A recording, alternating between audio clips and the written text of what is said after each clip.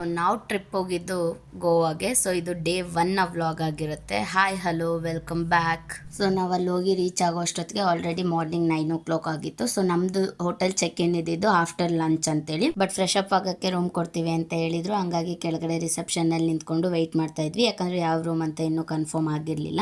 ಆಮೇಲೆ ಎಲ್ಲ ಮೇಲೆ ಹೋಗಿ ನಾವು ರೂಮ್ ಚೆಕ್ ಇನ್ ಆಗ್ಬಿಟ್ಟು ರೆಡಿ ಆಗಿಬಿಟ್ಟು ಕೆಳಗಡೆ ಬಂದ್ವಿ, ಯಾಕಂದರೆ ನಾವು ಅಲ್ಲಿಂದ ಬೇರೆ ಪ್ಲೇಸಸ್ನ ನೋಡೋಕೆ ಹೋಗಬೇಕಿತ್ತು. ಕೆಳಗಡೆ ತಿಂಡಿಗೆ ಬಂದ್ವಿ. ತಿಂಡಿಗೆ ಬಂದಾಗ ಬಫೆ ಸಿಸ್ಟಮ್ ಇತ್ತು, ತುಂಬ ಚೆನ್ನಾಗಿತ್ತು ತಿಂಡಿ ಎಲ್ಲ, ಅಂದರೆ ವೆರೈಟಿ ಆಫ್ ಫುಡ್ ಇತ್ತು.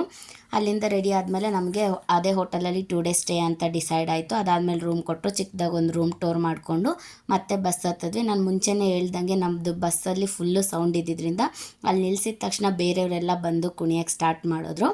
ಮತ್ತು ನಾವು ಅಲ್ಲಿಂದ ಹೋಗಿದ್ದೆ ಫೋರ್ಟ್ ಆಗೋಡಾಗೆ.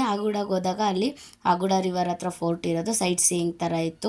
ಅಷ್ಟು ಮೋಡ ಇದ್ರೂ ಫುಲ್ ಸೆಕೆ ಆಗಿತ್ತು ಅಂತ ನಮ್ಮನ್ನು ನಾವು ತಂಪು ಮಾಡ್ಕೊಳ್ಳೋಕ್ಕೆ ಒಂದು ಗ್ಲಾಸ್ ಸೋಡಾ ಕುಡಿದ್ವಿ. ಸೋಡಾ ಕುಡಿದ್ಬಿಟ್ಟು ಮತ್ತೆ ನಾವು ಬಸ್ ಹತ್ಕೊಂಡು ಊಟಕ್ಕೆ ಹೋದ್ವಿ. ಅಷ್ಟೊತ್ತಿಗೆ ಆಲ್ರೆಡಿ 3 to 4 o'clock ಆಗಿಬಿಟ್ಟಿತ್ತು. ಸೊ ನಾವು ಊಟ ಮಾಡಿಕೊಂಡು ಹೋಟೆಲ್ಗೆ ಹೋಗಿ ಸ್ವಲ್ಪ ಹೊತ್ತು ಸ್ವಿಮ್ಮಿಂಗ್ ಪೂಲಲ್ಲೆಲ್ಲ ಆಟ ಆಡಿ ಸಂಜೆ DJ ಇದೆ ಅಂತೇಳಿ ರೆಡಿಯಾಗಿ ಹೊರಟ್ವಿ.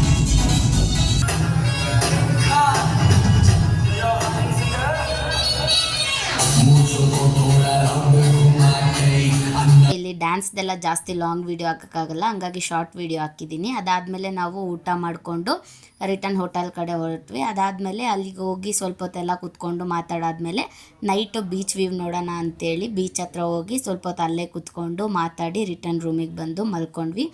ಇದಾಗಿತ್ತು ನನ್ನ ಗೋವಾದ ಡೇ 1 ವ್ಲಾಗ್. ಪ್ಲೀಸ್ ಲೈಕ್ ಮಾಡಿ, ಶೇರ್ ಮಾಡಿ, ಹಾಗೆ ನನ್ನ ಫಾಲೋ ಮಾಡಿ ಫಾರ್ ಮೋರ್.